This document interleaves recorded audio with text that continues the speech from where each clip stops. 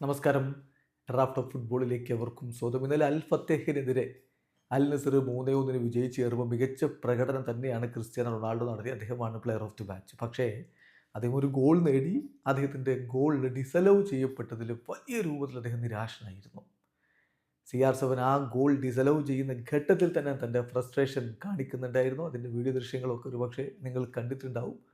മാത്രമല്ല കളി കഴിഞ്ഞിട്ട് അദ്ദേഹം ക്യാമറയുടെ അടുത്ത് വന്നുകൊണ്ട് കൃത്യമായിട്ട് ജസ്റ്റിസ് കാണിക്കുന്നുണ്ട്. എന്താണ് ഇവിടെ നടക്കുന്നത് എന്ന തരത്തിൽ അദ്ദേഹം തൻ്റെ കലിപ്പ് മുഴുവൻ അവിടെ കാണിക്കുന്നുണ്ട്. എന്നിട്ട് കയറി ടണലിലേക്ക് പോകുന്ന ഘട്ടത്തിൽ അവിടെ അൽ നസറിൻ്റെ CEO നിൽപ്പുണ്ട്. അദ്ദേഹം ഇങ്ങനെ എല്ലാവരെയും ഹഗ് ചെയ്ത് വിടുകയാണ് കളിക്കാരെ. ആ സമയത്തും ക്രിസ്ത്യാനോ റൊണാൾഡോ തൻ്റെ എതിർപ്പും വിയോജിപ്പും അവിടെ പ്രകടിപ്പിച്ചിട്ടാണ് കടന്നു പോയത്. CR7 സംബന്ധിച്ചിടത്തോളം ഒരല്പം അൺലക്കിയാണ് എന്ന് പറയേണ്ടി വരും.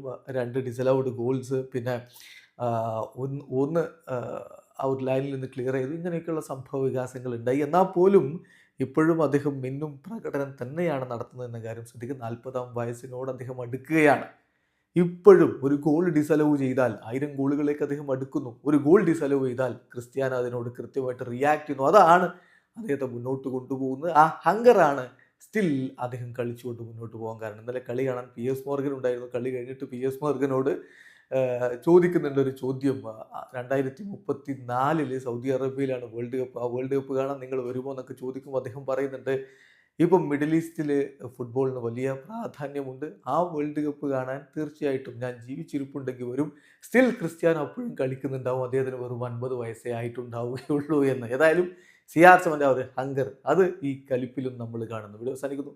ഫുട്ബോൾ ലോകത്തെ കൂടുതൽ വിശേഷങ്ങളുമായി റാഫ്റ്റോക്സ് എത്താം.